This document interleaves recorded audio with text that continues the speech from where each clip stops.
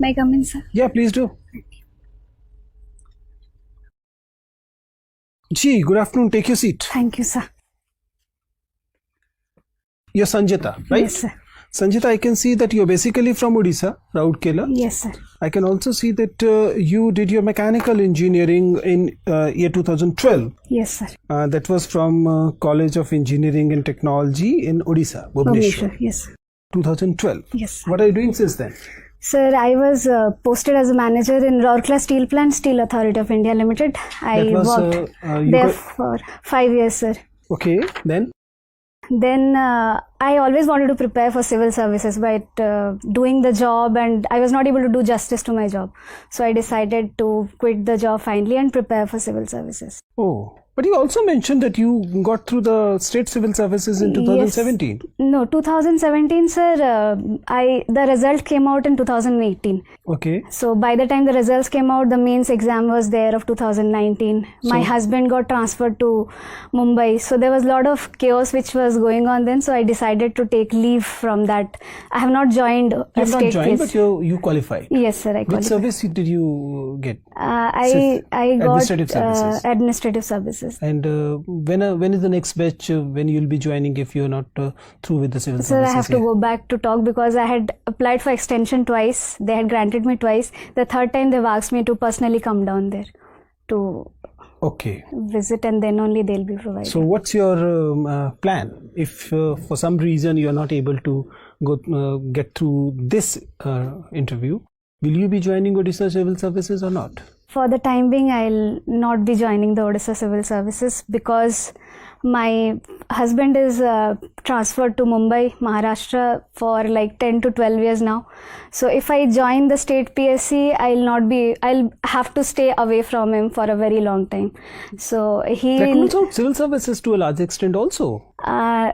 Sir, in this UPSC, I have not opted for Odisha as my home cadre. Doesn't matter. It's an AISL. It's All India Service Liability. You may end up being Andaman Nicobar. You may end up in being Northeast. Definitely, sir. But growing up, becoming a collector, becoming an IAS officer was what I always wanted to become. Becoming deputy collector is as important as becoming collector for that matter. So that will take quite a lot of time by the time I reach deputy collector in Odisha state. So it's not that faster. And in Odisha, I always knew somehow in this state, I'll be confined to Odisha actually in my state PSC, and my husband cannot come back to Odisha for like 20 years now. By any transfers, Sanjita, I don't want to offend you, but it appears right now that it's getting too much husband, too much family for a professional civil servant to be talking about. Do you believe that you're capable of managing your family life and administration efficiently as required in the civil services? I'm very honest here. So life is all about much of the uncertainty, and I obviously cannot predict what kind of cadre I'll get when I get into UPSC. So I'm just trying out my options over here, and obviously civil services is too big an ambition to be actually playing a dice game. No, sir. These are the choices which I had with me. So I made a choice of not taking my home cadre. But if I get anywhere, because I just wanted to keep a work-life balance, which I thought if opting for this... Which is what I'm saying there is missing. It's all life, it's all family, there's no work here. No, sir. I was just trying to find a balance in that. If it's not possible, at least I'll be happy at my work front because I want to become an IAS officer, to become a collector. So if I get IAS and get posted in any place, I'll try to manage that. And if you don't get IAS, you have filled other choices incidentally. Yes. It's not that you have not filled other choices. So you have filled police services, you have filled other choices. What will you do if other central services are granted to you and you are not in position to join your husband in Maharashtra? And it appears your husband has decided that whatever you want to do, I will not be changing my place. No, that is not the position right now. But I'm trying to pursue my dream, my aspiration, which I wanted to since a very long time.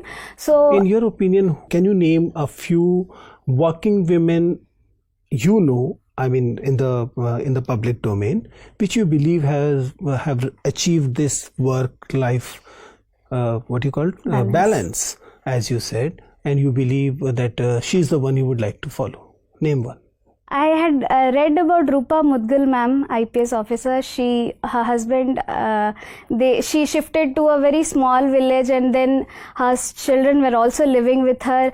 Her children had to attend a very small school over there, and she had to sit on the floor, but she managed it, and the family was all there together with her. So I think so somehow, so work-life balance is something I'm aspiring, I'm striving to do. If it doesn't happen, it's a chance which I'm trying to take, that maybe I'll be you able studied to. sociology, and the kind of uncertainty you see in your life has a lot to do with the social construct of ours. Can you name a few social institutions which has forced you into such a dilemma? That in a house, the male is the bread earner, so the job he does, he doesn't change the places.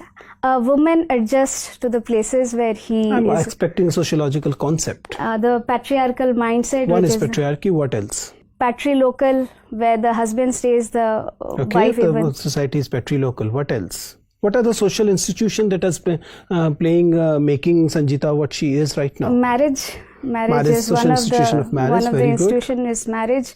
Family, that family has to stay together. There's a concept of Fine, thank you. So, Sanjita, Yes, you are sir. from Odisha. Yes, sir. What do you know about Black Pagoda? Black Pagoda is the Konark temple, is known as Black Pagoda. The Britishers, when they came down to Odisha from very far, it looked as a black pagoda to them, so they named Konark temple as Black Pagoda. Okay, have you heard about Sub Pagoda also? Sorry, sir, I cannot recall. Okay. What is difference between Marxism and Maoism? Marxism as a concept, it basically focuses on how economic structure is the basic foundation on which a complete society is built, and the superstructure which is there, it completely follows or evaluates what the economic structure is there. Maoism focuses on, I'm not getting the idea clearly right now. I'm sorry, sir. Naxalites are also called Maoist. Yes. Do you know why? They follow the Mao ideology that there has to be collective ownership of the land. They have to have, the community has to have rights on the land, the forest, whichever they call their own resources. So, Okay, there are three temple architecture style in India. yes, sir. One is Nagara, Besar and Dravidian style. Yes, sir. In Odisha, which style is prevalent? In Odisha, sir, Nagara style is highly prevalent. Could you give some examples of Nagara style temple? Sir, Lingaraj temple is a great example. Mukteshwar temple in Bhubaneswar is also a very good example. Shri Jagannath temple is one of the most biggest highlight of Nagara style. Konark temple is also an highlight of Nagara style. Sir. Okay. What are the features of Dravidian style architecture? Sir, Main features. Dravidian style architecture, the main Garbhagriha is a very small room, and then the Vimana which is made, it's like a layered Vimana which has in a pyramidical size. But in Nagara, it's in a conical shape. And in Dravidian culture, there is a very high Gopuram, gateway which is built for the Dravida style. But in Nagara style, we do not have high gateways. The Garbhagriha or the main sanctorum is the highest point in the architecture. And there's a very huge wall which is built around the Dravida style of architecture, which is not found in Nagara style of architecture. Okay. What are your weaknesses being a lady? So, being a lady, I'll not be going on to the gender aspect, because I don't think so the gender aspect has anything to do with that, and that can be on both sides. I think I am a bit workaholic at times, which affects many things in my life, because I give too much of importance to when I start working on a specific project. And second is I fail to understand that the urgency which I have for the work is of priority to me, is of the same priority to the other person. So I try to push that. Maybe that can be called a weakness. Thank you. Sanjita, you are from Odisha. Yes, sir. What is the status of women in Odisha? They have been making quite a progress, but still I would say there's a lot to be done, because the female employment in Odisha labor participation is hardly 20%, and there's huge feminization of agriculture in Odisha. Nearly 80% of people in Odisha stay in rural areas. So there's a huge migration of people from the southern districts of Odisha, and they have been doing well in education right now, because the 10th board standard education report which came down, girls had performed better than boys. So they are progressing, but still I think there's a far approach that's still there they can do. Okay, despite of the fact that Odisha is one of the richest area in terms of mineral storage or mineral mining, Odisha has not attained its potential in terms of development, economic development and social development. What is your take on that? What could be the reason for that? The reason is the modernization process which we took up was very lopsided. We have around 20% of the mineral resources, but the extraction process, what we do is we directly try to export the minerals without much of value addition. So the actual realization of price was quite low. Second is the rehabilitation and resettlement of the tribal people. No, I want to know that when mineral is being transported to some other state, why the industry was not established in that state only? Because of the problem of the availability of land resources, which was one Odisha of the... is lacking in land resources. No, we have land resources, but there was too much of... When the POSCO plant came down, there was too much of agitation among the tribals, among the locals, because of which POSCO finally couldn't set up a plant. So what make the people of Odisha to get agitated against such kind of project, which is for their own development? Sir, the problem is always a top-down approach. We always first decide and then we communicate. The people should have been taken into consideration. There has to be a proper dialogue to make people aware of all these things. There was instant, they went on and they started declaring these places will be taken up. So the grievances of the people were not rightly addressed, for which they came up in arms against the government, and they were not ready to give the land to But there are a lot of processes which involve the local people in decision making process. One of those is EIA, that is Environment Impact Assessment. Yes, sir. What is it, and where an administrator plays a role in that process? So environment impact assessment is an assessment which is made before any kind of venture or industries or any establishment is established, to find out what are its exact impact which will be there on the social and environment of the surrounding areas. Yes, people concern or people involvement is one of the steps involved in EIA process. Yes, sir. Then what is the problem? Why the people, voice of people is not heard or Sir, not listened? I think the involvement of people is there on paper only. In actual realization, there are some times which is hushed up, and people are actually not involved in the complete governance process, and they are not a part of it. Very few people, very few leaders, they get to... What is disaster governance? Disaster governance is a process by which there is a proper pre-planning of how to handle a disaster, then having a plan for that, then risk mitigation, and then rehabilitating the whole people after the disaster has occurred, and then re-preparedness. How Odisha is leading by setting an example in the process of disaster management in the country? Sir, this time in the Fani cyclone which hit Odisha, we have evacuated everyone, and the casualty was only... What is the state bird of Odisha? Blue jay, sir. What? Blue jay. Are you sure? Yes, sir. What is the IUCN status of that bird? I'm not sure, sir. I just know. Okay, Sanjita. Yes, sir. Rourkela has a major steel plant of SAIL. Yes, sir. What do you know about the new national steel policy?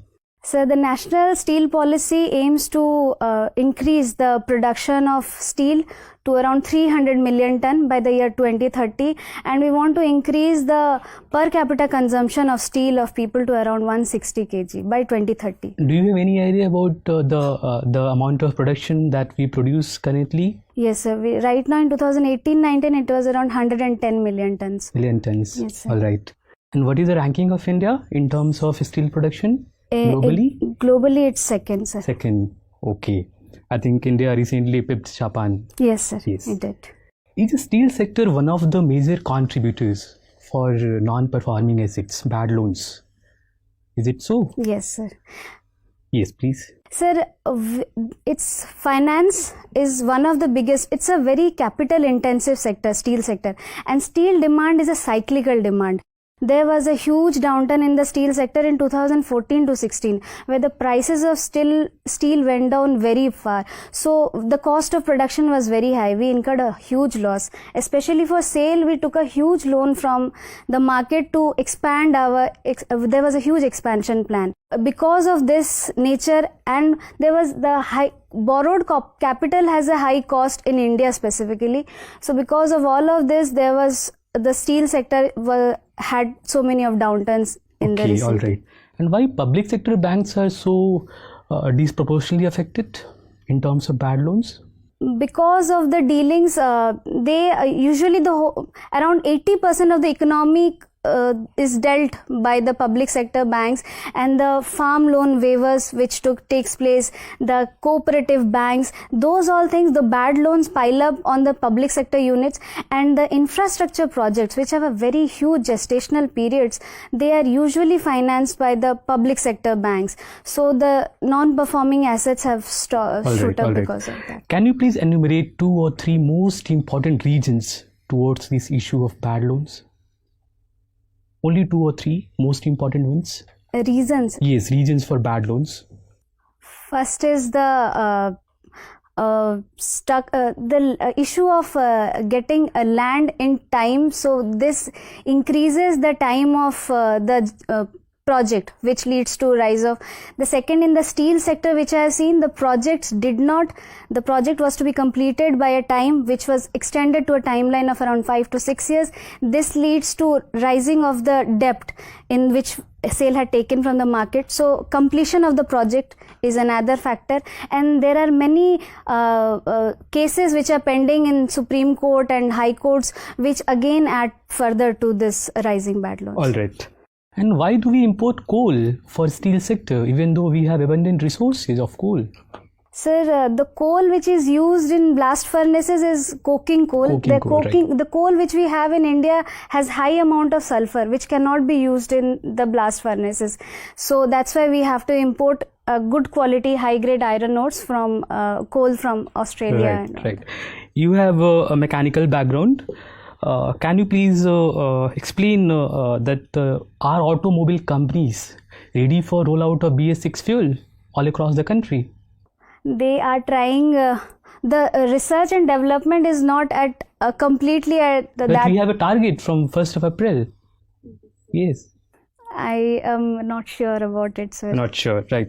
And what is the concentration of sulfur in BS6 fuel? I'm not able to recall now. Right. Sorry, sir. You know, Oriya is a classical language? Yes, sir. What are the other classical languages in the country? Tamil, Malayalam, Kannada, and Telugu. And Sanskrit? Sanskrit, sorry, sir. Right. So, it is also in the news that Marathi community are demanding classical status for Marathi language. What are the criteria to accord this status? First is the language has to be around 1500 years old. Mm-hmm. There has to be a complete discontinuation after a certain age of that complete language, literature, the history of that language. The third criteria I'm not able to recall. So there are 3 criteria. No worries. So, yes, Sanjita. Recently, World Trade Organization has given ruling against the India's export subsidies. Why it happened so? What are those export subsidies? India and China still yet claim to be developing nations, and which is contested by US on many aspects, that because they have crossed a certain threshold in exporting a particular item like in textiles, so they cannot claim the status of developing nations anymore. So that's why they are providing many incentives which is disproportionately affecting the price of the commodities, which is making them competitive in the global like the world. basic reasons, like for negating the India's stand on in the WTO platform. Yes. Right. India already has got opted out of the RCEP. Yes, sir. What are those reasons which are affecting the India's decision? this so far? One of the basic reasons which India went out was they were wanting India to open up its market for the goods which has to come, but the similar reciprocation India was not finding from all the other sectors, from all the other countries, specifically in the service sector, and to send the working personals. Australia was not allowing to give a more open market to India, and we have a huge deficit with China. We already have a free trade agreement with all the Asian nations, but we do not have a direct free trade agreement with China, and this would have flooded Indian markets with cheap Chinese goods. So, what is Quad? Quad is an association of 4 nations: India, Japan, Australia, and US, which has been formed to provide an open and prosperous Indo-Pacific. Do we have the 2+2 mechanism with all Quad 4 countries? I'm sure about US and Japan. I'm not sure about Australia, sir. Right. In a recent judgment, Supreme Court in Sabarimala case has come out to principles. So the constitutional morality and the essentiality of the religious practices. What does these principles say? Constitutional morality refers to the morality which has been enshrined when the constitution makers actually made the constitution, what they thought is proper for a society to be followed. And essential religious practices is confined to a particular religious denomination, that what they consider to be very essential for them to practice, which fits into their religious faith or belief. Do you think with this principle, if any particular religion is, you can say, embedded with any religious malpractice, don't you think so, like the court there have a duty in terms of getting it eradicated, so that the larger section of the people within the religious fold could enjoy our the more religious freedom and get rid of those ill practices that will make the society, as you being a sociology student, more healthy? I couldn't get. Can you please? I beg your pardon, sir. All right. So let's move forward. In Odisha, I believe there had been a Devdasi system in Odisha temples. Yes, sir. So that is believed that the girls before attaining their puberty, they were supposed to given to the temples. Yes, sir. This particular practice still is being followed and observed in Odisha temples? No, sir, it is not followed. It got abolished? Yes, it got Which abolished. particular act has got it abolished? I don't know, sir. The act. 1947. Okay, sir. Right. Thank you, sir. All right. Okay, Sanjita. Yes, sir. You mentioned that you like to, you're keen on exploring new places and cuisines. Yes, sir. Recently, this coronavirus was in news. Is in news actually. Yes, sir. And it is said that one of the reasons why it infected so many people is that it started with people having eaten unusual food. Do you believe that this trying out new cuisines is a dangerous thing? At times where you are not aware what the actual ingredients are, so it is a bit dangerous. So I always take a precaution to try out places which are I follow TripAdvisor, any such places where I can get reviews about it, and then usually I do not venture too much into adventurism. Yes, sir. Okay, Sanjita, you also are a keen explorer, as you said. Can you just mention a few places you observed today while you were coming here? Today I was in the cab, so I was busy reading my notes, so I couldn't take my head up to observe today. Can you mention few places which you passed on? Which you passed today through? While coming. Yeah. I noticed the GTB Nagar metro station while I crossed there. Before that, I started from Karol Bagh. So after that, I saw GTB metro station. So I have lost track in the mid, sir. Okay, so you're not that keen an observer as you mentioned here. Okay, GTB metro station, or for that matter, the Karol Bagh metro station was on your left side or the right? GTB metro station was on my right side when I took a left turn over this side. Okay, Sanjay, that was nice talking to you. You can leave sir. now. Thank you, sir. Thank you, sir. Thank you, sir.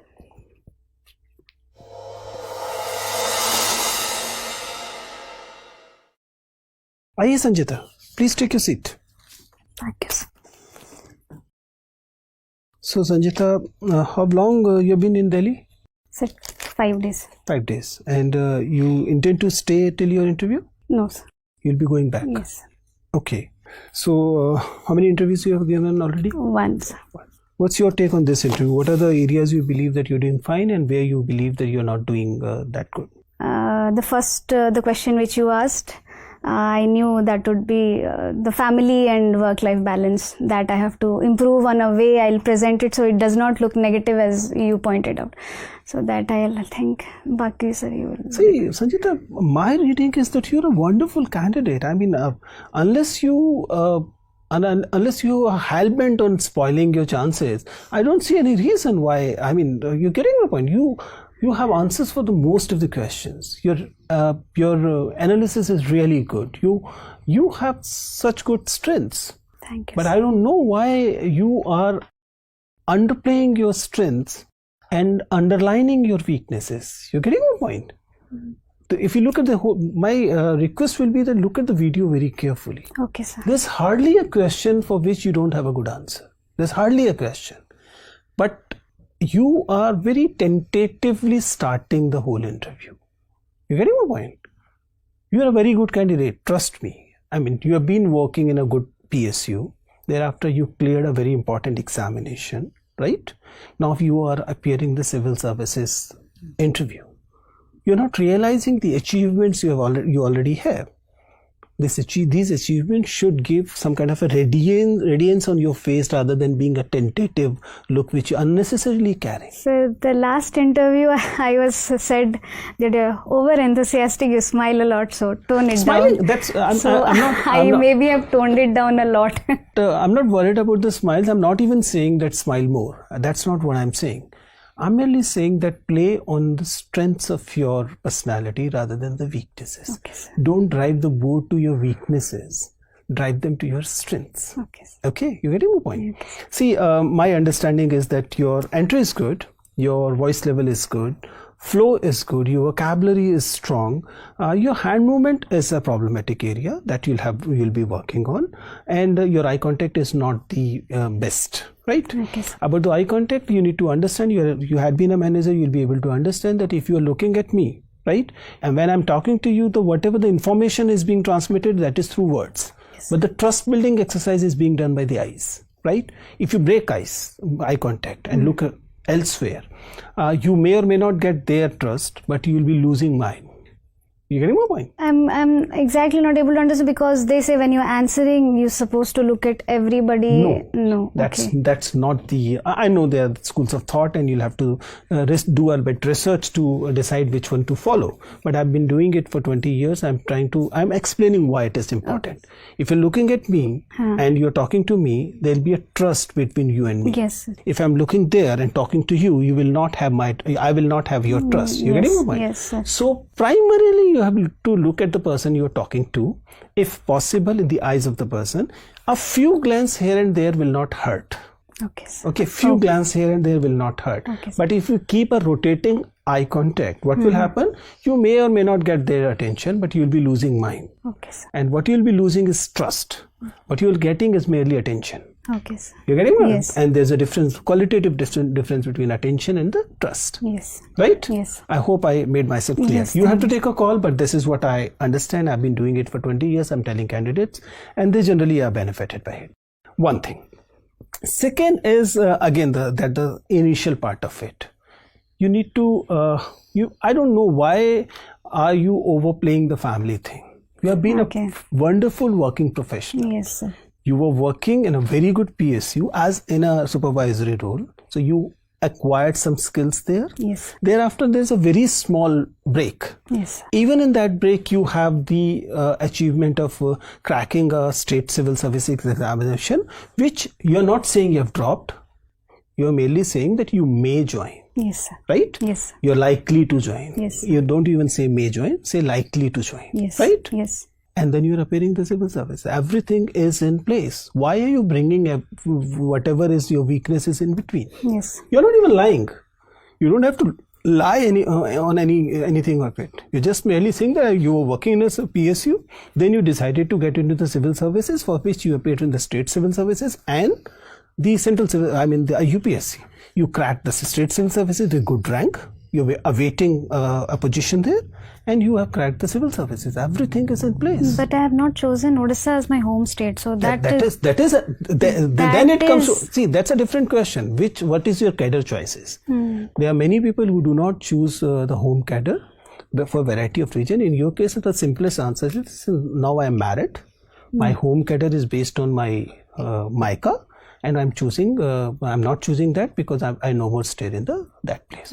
That's I'll make it crisp, yes. That's a simple thing. They will not be grilling you much on this, and even if they do, they will not be reaching to your weaknesses which are unnecessarily advertising. I agree. You don't need to. Yes. You get it? Yeah. I'm not even saying lie. Yeah. I'm merely saying that put it in a way that you are playing to your strengths. Yes. Right? Yes. That's the major concern I had. Otherwise, you're doing most things absolutely right. Okay. Right. On analysis issue, make sure that you're able to put your sensitivity and analysis, because these are your strengths, put forward rather than letting it go factual, though your facts are also more or less correct. Right? Okay, sir. These are the only things I need to tell you. You're doing really well. I'm sure you'll do wonders. Thank you so much. So, any other area I need to touch which... See, state you can do as much as you want. Yeah. Both. If you're claiming it to be Maharashtra as well, do study a bit Maharashtra also. Yes. Right? Odisha, you have done. You could not ask questions on Maharashtra and all, because in an interview it is not possible to cover all. About this mechanical engineering thing, I hope you have done, because you've got a very good CGPA also, which is unusual. I hope you're able to defend your mechanical engineering also. That is somewhat. okay. Right? I'll try. All the best. Thank you, sir. Thank you so much.